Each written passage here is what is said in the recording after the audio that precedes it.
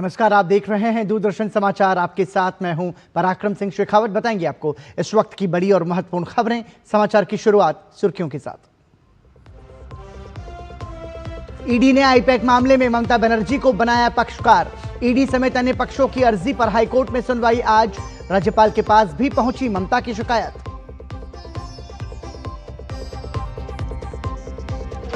Land for job case में लालू यादव समेत उनके करीबियों को झटका।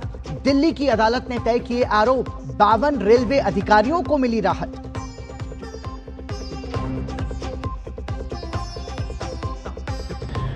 मद्रास हाईकोर्ट ने सीबीएफसी को विजय की फिल्म जन नायकन को सेंसर प्रमाण पत्र जारी करने के दिए निर्देश। यूए सर्टिफिकेट होगा जारी।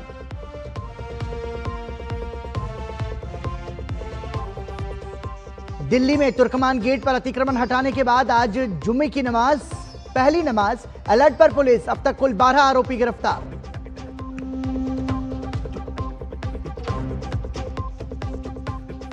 और विदेश मंत्री डॉक्टर एस जयशंकर ने फ्रांस के राष्ट्रपति को प्रधानमंत्री मोदी की ओर से दी शुभकामनाएं। समकालीन वैश्विक घटनाक्रमों पर की बातचीत। इस साल फरवरी में भारत आएंगे मैक्रोन।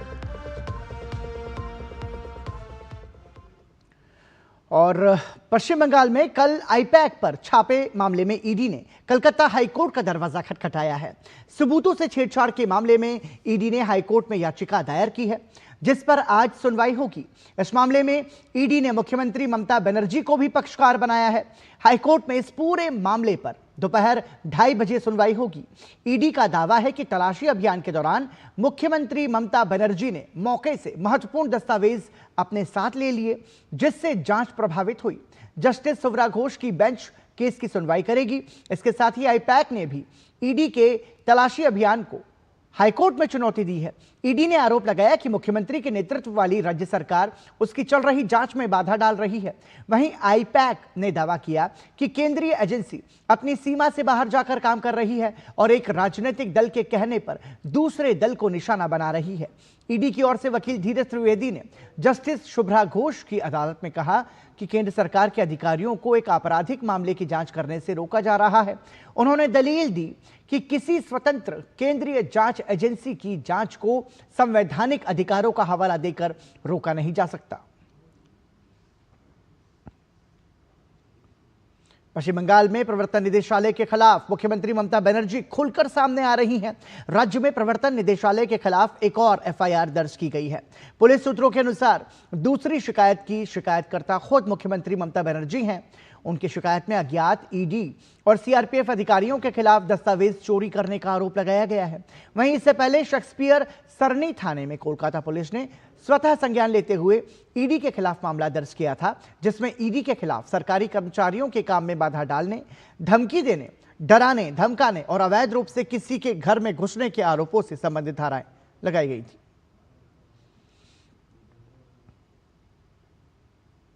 पश्चिम बंगाल के राज्यपाल सीवी आनंद बोस ने कोलकाता के डेकर्स लेन इलाके में बिना सुरक्षा के सड़कों पर उन्होंने घूमते हुए नजर आए।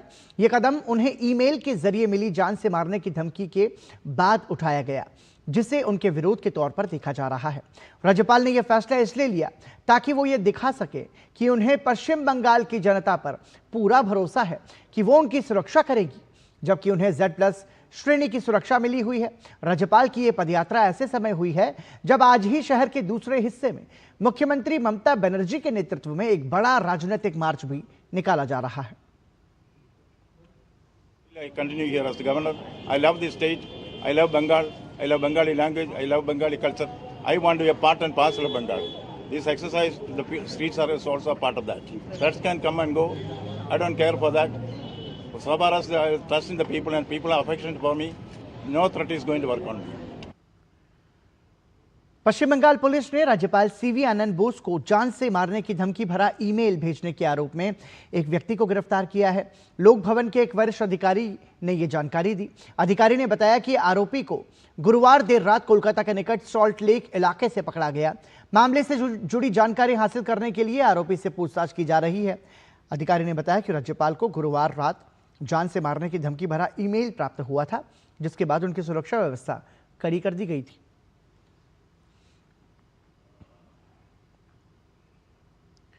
लैंड फॉर जॉब मामले में दिल्ली की राउज एवेन्यू कोर्ट ने राष्ट्रीय जनता दल प्रमुख एवं पूर्व रेल मंत्री लालू प्रसाद यादव, उनके परिवार के सदस्यों और अन्य लोगों के खिलाफ कथित जमीन के बदले नौकरी घोटाला मामले में आरोप तय करने का आदेश दिया है। विशेष न्यायाधीश विशाल गोगने ने कहा कि यादव ने रेल मंत्रालय को अपनी निजी जागीर के रूप में इस्तेमाल किया ताकि वो एक आपराधिक गतिविधि को अंजाम दे सकें, जिसमें सरकारी नौकरी की सौदेबाजी के हथियार के रूप में इस्तेमाल करके यादव परिवार ने रेलवे अधिकारियों और अपने करीबी सहयोगियों की मिलीभगत से जमीन हासिल की। अदालत ने इस मामले में 41 लोगों के खिलाफ आरोप तय किए और रेलवे अधिकारियों समेत 52 लोगों को बरी कर दिया। इससे पहले सीबीआई ने मामले में आरोपी व्यक्तियों की स्थिति के बारे में एक सत्यापन रिपोर्ट पेश की थी, जिसमें कहा गया था कि उसके आरोप पत्र में नामजद 103 आरोपियों में से 5 की मौत हो गई है। अदालत ने मामले में औपचारिक रूप से आरोप तय करने के लिए 23 जनवरी की तारीख तय की है। जांच एजेंसी ने कथित घोटाले के सिलसिले में लालू प्रसाद यादव, उनकी पत्नी और बिहार की पूर्व मुख्यमंत्री राबड़ी देवी, उनके बेटे तेजस्वी यादव और अन्य के खिलाफ आरोप पत्र दायर किया था। आरोप है कि मध्य प्रदेश के जबलपुर में स्थित भारतीय रेलवे के पश्चिम मध्य जोन में ग्रुप डी श्रेणी में भर्तियां लालू प्रसाद यादव के रेल मंत्री रहते 2004 से 2009 के बीच की गई। इसके बदले में भर्ती होने वाले लोगों ने राजद प्रमुख के परिवार के सदस्यों या सहयोगियों के नाम पर जमीन के टुकड़े तोहफे में दिए या हस्तांतरित किए। सीबीआई ने यह भी दावा किया कि ये नियुक्तियां नियमों का उल्लंघन करके की गईं और इन लेन देन में बेनामी संपत्तियां शामिल थी, जो आपराधिक कदाचार और साजिश के समकक्ष है। आरोपियों ने आरोपों से इनकार किया और दावा किया कि यह मामला राजनीतिक रूप से प्रेरित है। विदेश मंत्री डॉक्टर एस जयशंकर फ्रांस के दौरे पर हैं, जहां पर उन्होंने पेरिस में फ्रांस के राजदूतों के सालाना सम्मेलन को संबोधित किया। ये एक दुर्लभ अवसर था जब फ्रांस ने किसी गैर यूरोपीय विदेश मंत्री को इस महत्वपूर्ण यूरोपीय मंच में भाग लेने के लिए आमंत्रित किया। विदेश मंत्री डॉक्टर एस जयशंकर ने फ्रांसीसी विदेश मंत्री नोएल बैरोट के साथ सम्मेलन में भारत फ्रांस रणनीतिक साझेदारी और वैश्विक मुद्दों पर साझा दृष्टिकोण पर चर्चा की। उन्होंने बहुध्रुवीयता और रणनीतिक स्वायत्तता को बढ़ावा देने में भारत फ्रांस सहयोग के महत्व को रेखांकित किया। सम्मेलन में तैनात राजदूतों ने वैश्विक घटनाक्रम और क्षेत्रीय चुनौतियों पर सवाल उठाए, जिससे एक खुली बातचीत हुई।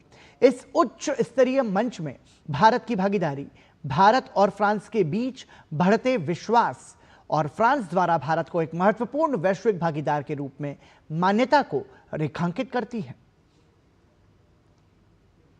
फ्रांस के राष्ट्रपति इमैनुअल मैक्रों ने कहा है कि वो अगले महीने भारत का दौरा करेंगे, जहां वो नई Delhi artificial intelligence impact summit में शामिल होंगे। पेरिस में डिप्लोमैटिक कॉर्प्स को संबोधित करते हुए मैक्रों ने कहा कि पिछले साल आर्टिफिशियल इंटेलिजेंस पर पेरिस में आयोजित समिट की सफलता के बाद वो भारत में इसके फॉलोअप के रूप में समिट में भाग लेंगे।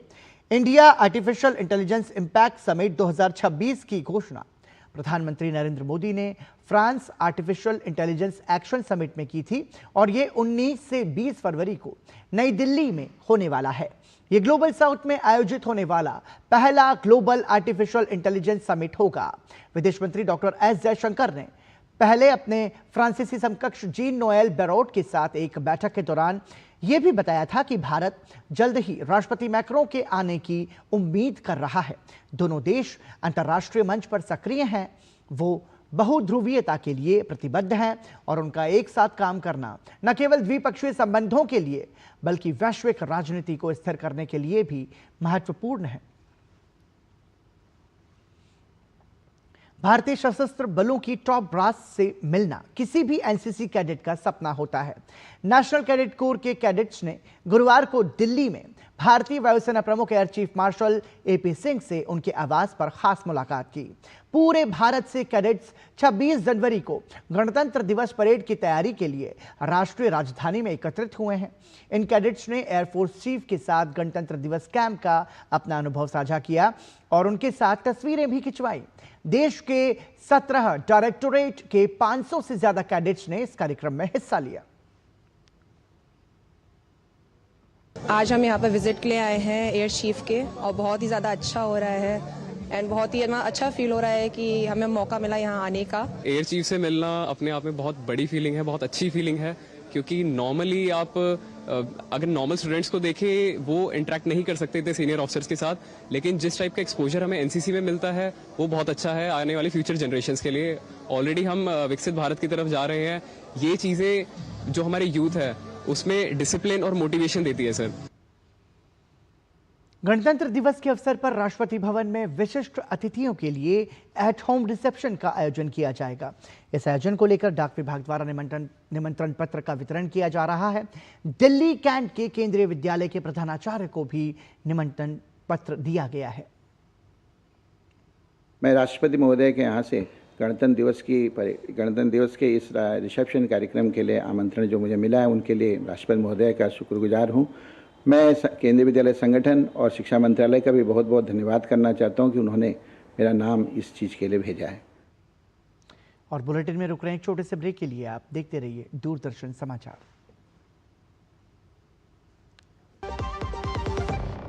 टिंग टिंग, आपके लिए एक फेस्टिवल ऑफर है। क्यूआर कोड स्कैन करो, यूपीआई पिन डालो और 10,000 रुपए आपके बैंक अकाउंट में। पिन डालूंगा तो पैसा खट से आएगा नहीं, झट से कट जाएगा। मैं मूर्ख नहीं हूँ। आलिया, यूपीआई कहता है यूपीआई पिन पैसे भेजने के लिए होता है, पाने के लिए नहीं। इस बात को याद रखें और कहें मैं मूर्ख नहीं।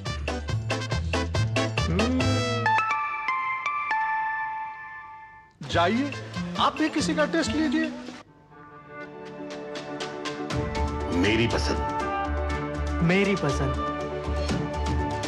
मेरी पसंद, मेरी पसंद, हमारी पसंद, हम सबकी पसंद। मजबूत देश का मजबूत सरिया हो गया स्टील। पता है, I was a bright student. कुछ करना चाहती थी, कुछ बनना चाहती थी। आप अपना खुद का स्टार्ट कीजिए ना। खुद का बिजनेस, पर उसमें पैसे तो बहुत लगेंगे ना। Zero investment. Zero investment? हाँ, आई एम डूइंग इट। मैं एक principal madam, she is my client. मैं LIC एजेंट हूँ। LIC एजेंट बनो। अब बड़ा सोचो, हमारी वेबसाइट पर जाएं या अपनी नजदीकी LIC शाखा से संपर्क करें।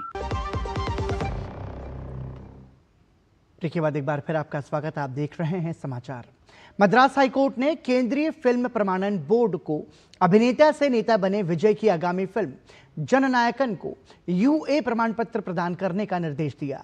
हाईकोर्ट ने 7 जनवरी को उस याचिका पर अपना फैसला सुरक्षित रख लिया था जिसमें CBFC को बहुप्रतीक्षित फिल्म जननायकन को UA 16+ श्रेणी के तहत सेंसर प्रमाण पत्र देने का निर्देश देने का अनुरोध किया गया था। याचिका पर 6 जनवरी को सुनवाई हुई। सुनवाई के दौरान न्यायमूर्ति PT आशा ने CBFC को मौखिक रूप से शिकायत की प्रति 7 जनवरी को प्रस्तुत करने को कहा था। शिकायत में दावा किया गया था कि फिल्म धार्मिक भावनाओं को ठेस पहुंचाती है। फिल्म निर्माताओं ने बताया था कि फिल्म को UA प्रमाणन की प्रारंभिक सिफारिश के बाद समीक्षा के लिए भेजा गया था। फिल्म की रिलीज की तारीख 9 जनवरी तय कर दी गई है, लेकिन सेंसर बोर्ड ने अदालत को बताया था कि वो केवल कानूनी रूप से ही आगे बढ़ सकता है। फिल्म की टीम ने सारा काम पूरा करने के बाद 18 दिसंबर को फिल्म को सेंसर की अनुमति के लिए भेजा था। इसके बाद 19 दिसंबर को फिल्म की समीक्षा करने वाले सेंसर बोर्ड ने कथित तौर पर कुछ दृश्यों को हटाने और कुछ संवादों को म्यूट करने की सलाह दी। याचिकाकर्ता फिल्म प्रोडक्शन हाउस ने बताया था कि सेंसर बोर्ड के सदस्यों द्वारा सुझाए गए बदलाव के बाद भी सेंसर प्रमाण पत्र जारी नहीं किया गया है।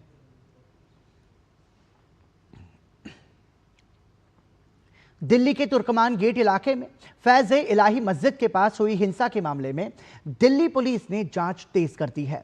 आज पुलिस ने जुम्मे की नमाज को देखते हुए सेंट्रल दिल्ली में सुरक्षा के खास इंतजाम किए हैं। दोपहर 1 बजे फैज़-ए-इलाही मस्जिद में जुम्मे की नमाज होती है। सुरक्षा व्यवस्था चाक चौबंद है और पुलिस पहले से ही इलाके में मुस्तैद है। इलाके में तनाव के बाद पुलिस ने एक्शन लिया है। अब इस मामले में पुलिस ने एक और आरोपी को गिरफ्तार कर लिया है। चांदनी महल इलाके के 36 वर्षीय मोहम्मद इमरान की गिरफ्तारी के बाद तुर्कमान गेट पत्थरबाजी मामले में अब तक 12 लोगों की गिरफ्तारी हो चुकी है। 10 सोशल मीडिया इन्फ्लुएंसर भी पुलिस की रडार पर हैं। इन्फ्लुएंसर्स पर सोशल मीडिया पर गलत जानकारी पोस्ट करने का आरोप है। भारतीय न्याय संहिता की कई धाराओं के तहत केस दर्ज किया गया है।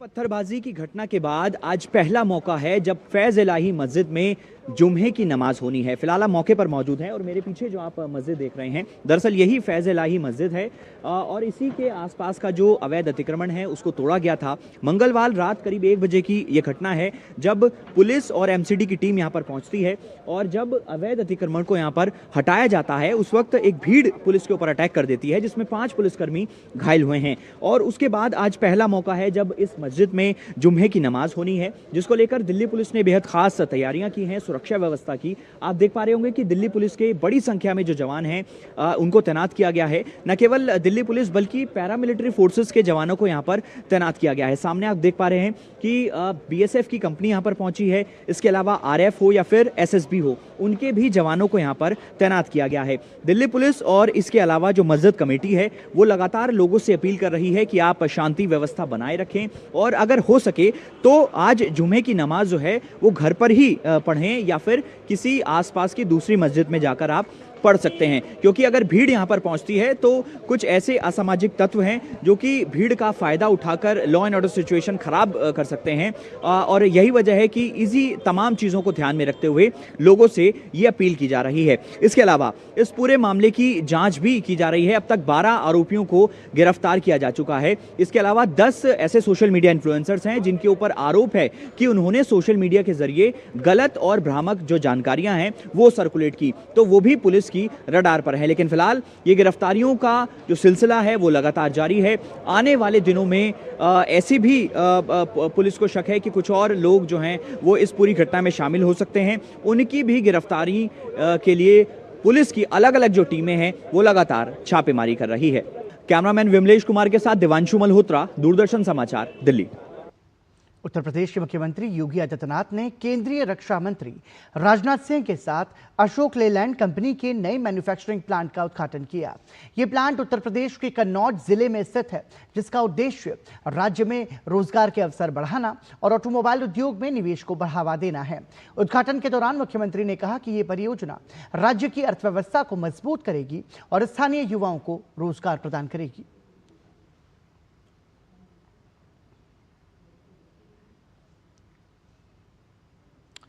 ईरान में विरोध प्रदर्शन के दौरान सुरक्षा कर्मियों और प्रदर्शनकारियों के बीच हिंसक झड़प की खबरें सामने आ रही हैं। सरकार विरोधी ये प्रदर्शन गुरुवार देर रात उग्र हो गया।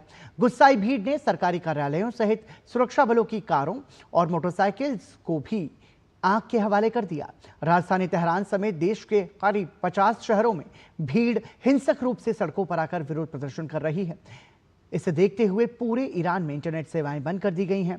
यहां तक कि टेलीफोन सेवाएं भी ठप कर दी गई। यह आंदोलन 28 दिसंबर को तेहरान बाजार में बंद के साथ शुरू हुआ था, जब रियाल मुद्रा रिकॉर्ड निचले स्तर तक गिर गए। अब यह देश भर में फैल चुका है। यह विरोध प्रदर्शन अयातुल्ला अली खामेनेई के अधीन सरकार के लिए परेशानी का कारण बन गया है, जो पहले से ही वर्षों से लगे प्रतिबंधों और इजरायल के खिलाफ जून में हुए युद्ध के बाद आर्थिक संकट से जूझ रही है। ईरान में जारी विरोध प्रदर्शन के बीच अमेरिका के राष्ट्रपति डोनाल्ड ट्रंप ने ईरान को चेतावनी दी है। ट्रंप ने कहा है कि अगर ईरान के अधिकारी प्रदर्शनकारियों को मारना शुरू करते हैं तो अमेरिका उन पर सख्त कार्रवाई करेगा। अमेरिका की इस धमकी के बाद से ही ईरान ने अपने एयर स्पेस को बंद कर दिया है। If they start killing people like they have in the past, I think they're going to get hit very hard by the United States. अंतर्राष्ट्रीय अंतरिक्ष स्टेशन पर रह रहे 4 अंतरिक्ष यात्रियों की तय समय से 1 महीना पहले ही वापसी होने वाली है। नासा ने इस बात की जानकारी देते हुए बताया कि मेडिकल समस्या के बाद नासा के अंतरिक्ष यात्री स्पेस स्टेशन से जल्दी लौटेंगे। साथ ही नासा ने यह भी कहा कि क्रू स्थिर है और ये जल्दी लौटना कोई इमरजेंसी नहीं, बल्कि लगातार बने हुए जोखिम को कम करना है। क्रू के एक सदस्य को स्वास्थ्य समस्या होने के कारण यह फैसला लिया गया है। हालांकि नासा ने मेडिकल समस्या का विवरण नहीं बताया है। नासा आमतौर पर अंतरिक्ष यात्रियों के स्वास्थ्य से जुड़े मामलों की खास बातें सार्वजनिक नहीं करता। नासा स्पेस एक्स क्रू 11 के 4 अंतरिक्ष यात्रियों में अमेरिकी सदस्य माइक फ्रिंके और जेना कार्डमैन शामिल हैं। साथ ही जापान की कीमिया यूई और रूस के ओलेग प्लाटोनोव हैं। ये सभी आने वाले दिनों में रूटीन स्प्लैशडाउन साइट्स में से किसी एक पर लौट आएंगे। जो 4 अंतरिक्ष यात्री लौटने वाले हैं वो 1 अगस्त से पहले अपने मिशन पर थे और ऐसी यात्राएं आमतौर पर लगभग 6 महीने तक चलती हैं और इस क्रू को वैसे भी आने वाले हफ्तों में लौटना था। और आइए अब बात करते हैं खेल जगत की। भारतीय बैडमिंटन खिलाड़ी पीवी सिंधु मलेशिया ओपन के सेमीफाइनल में पहुंच गई हैं। सिंधु का सामना क्वार्टर फाइनल में जापान की अकाने यामागुची से था, लेकिन बीच मैच से जापानी खिलाड़ी के रिटायर होने से सिंधु को सेमीफाइनल में जाने का रास्ता मिला। हालांकि सिंधु ने पहले गेम को 21-11 से अपने नाम किया। 3 साल में यह पहली बार है जब पीवी सिंधु ने सुपर 1000 के सेमीफाइनल में पहुंचने में सफलता प्राप्त की है। विमेंस प्रीमियर लीग का चौथा संस्करण आज से शुरू हो रहा है। प्रतियोगिता का पहला मैच मौजूदा चैंपियन मुंबई इंडियंस और रॉयल चैलेंजर्स बेंगलुरु के बीच खेला जाएगा। प्रतियोगिता का फाइनल 5 फरवरी को वडोदरा में होगा। भारतीय महिला टीम की ऐतिहासिक वनडे विश्व कप जीत के बाद महिला प्रीमियर लीग का चौथा सीजन महिला क्रिकेट के बढ़ते कद और लोकप्रियता की एक और मजबूत मिसाल पेश करने जा रहा है। इस प्रतियोगिता के पहले मुकाबले में गत विजेता मुंबई इंडियंस और रॉयल चैलेंजर्स बेंगलुरु आमने सामने होंगे। 5 टीमों के बीच खेले जाने वाले इस टूर्नामेंट में कुल 22 मैच होंगे जो 28 दिन तक चलेंगे।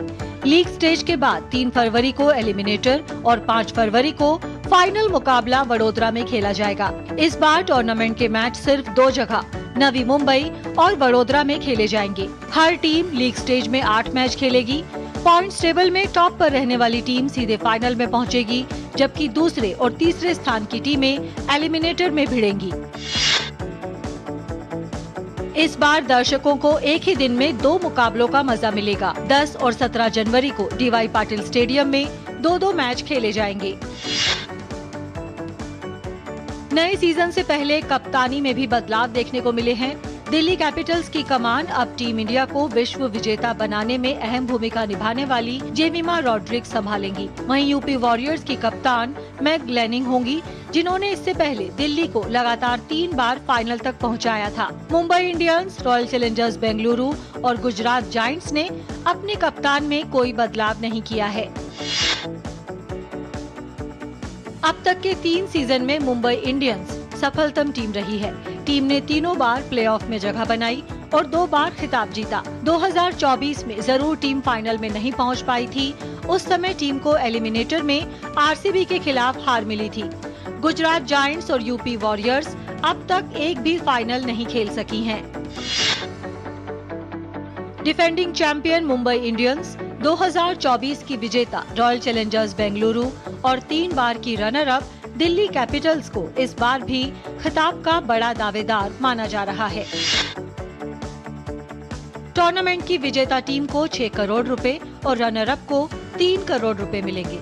इसके अलावा player of the tournament, best batter, best bowler, सबसे ज्यादा छक्के और बेस्ट स्ट्राइक रेट के लिए 5-5 लाख रुपए दिए जाएंगे। Sports desk, DD news. और खेलो इंडिया बीच गेम्स में कबड्डी का रोमांच साफ तौर पर नजर आता है। महाराष्ट्र की कबड्डी टीम में शामिल 5 खिलाड़ी प्रो कबड्डी लीग का भी हिस्सा हैं, जो खेलो इंडिया के मंच पर कबड्डी के स्तर को ऊंचा कर रहे हैं। हमारे सहयोगी सुशील कुमार के साथ बातचीत में खिलाड़ियों ने खेलो इंडिया बीच गेम्स की जमकर सराहना की। आप देखिए खास बातचीत और इसी के साथ हमें दीजिए अनुमति। नमस्कार। कबड्डी, इस खेल को हम में से हर कोई जानता है। पहले यह खेल मिट्टी पर खेला जाता था, फिर मैट पर आया और उसके बाद खेलो इंडिया बीच गेम्स में ये खेल सैंड पर यानी बालू पर खेला जा रहा है। बेहतरीन मैच था, हमने देखा आप लोगों ने जिस तरह से एक कड़ी प्रतियोगिता का सामना किया, हालांकि ब्रॉन्ज मेडल जीता। कहाँ कमी रह गई? लास्ट में हमसे थोड़ा गलती हो गया और रेडर से भी थोड़ा सा, मतलब दोनों से, डिफेंडर और रेडर से थोड़ा सा गलती हो गई, इसके लिए हम हार गए। बाकी कुछ नहीं, सीखने के लिए मिल गया। फर्स्ट टाइम आ गए इधर बीच कबड्डी खेलने के लिए, तो एक्सपीरियंस अच्छा था। बिल्कुल, मोदी जी ने कहा है कि खिलाड़ी हारता नहीं है, सीखता है। आपने क्या सीखा? हमने सीखा तो जो रेडर की गलती है, मेरी जो गलती कुछ हो रही है बीच में, और डिफेंस तो हमारा अच्छा ही खेला। मेरी जो गलती हुई है 4-5 थोड़े पॉइंट नहीं मिले, क्या करना चाहिए क्या नहीं करना चाहिए बीच कबड्डी खेलते समय, वो सीख गया मैं। जब प्रो लेवल पे जब डायरेक्ट प्लेयर जाते हैं और ऊपर से वो खेलते हैं, इधर खेलो इंडिया में ऐसा प्लेटफॉर्म है जो बच्चों को डायरेक्ट प्लेटफॉर्म मिल जाता है। जब नए नए खिलाड़ी इसमें पार्टिसिपेट लेते हैं तो उनको भी ब्रॉन्ज मेडल और उनको भी इम्प्रूवमेंट करने के लिए अच्छा खिलाड़ी बन जाते हैं और उनको भी एक पीएम मोदी ने एक नया प्लेटफॉर्म दिया है, वो भी एक नेशनल लेवल तक जाएगा। ये पांचों खिलाड़ी प्रो कबड्डी लीग के हिस्सा हैं जो कि बड़े स्तर पर बड़े प्लेटफॉर्म पर खेली जाती है।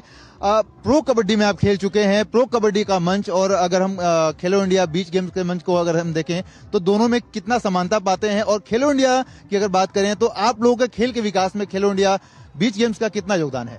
बीच गेम्स में तो हम सभी पहली बार ही खेल रहे हैं सब बीच सैंड में। अभी पहले प्रो कबड्डी का बोला जाए तो वो मैट पे होता है पहले, और उसके बाद अभी ये तो सैंड पे है ना, तो हम पहली बार खेल रहे हैं और इससे एक्सपीरियंस भी अच्छा आया क्योंकि हमारे जो कोच है वो भी अभी गोल्ड इंडिया खेले बीच कबड्डी, तो वो भी गोल्ड मेडलिस्ट रह चुके हैं, तो उनका एक्सपीरियंस हमें काम आया और हम अभी इससे आगे खेलेंगे सीखेंगे। जिस तरह से इस प्लेटफॉर्म पर स्वदेशी खेलों का विकास हो रहा है उसको लेके आपका क्या कहना है?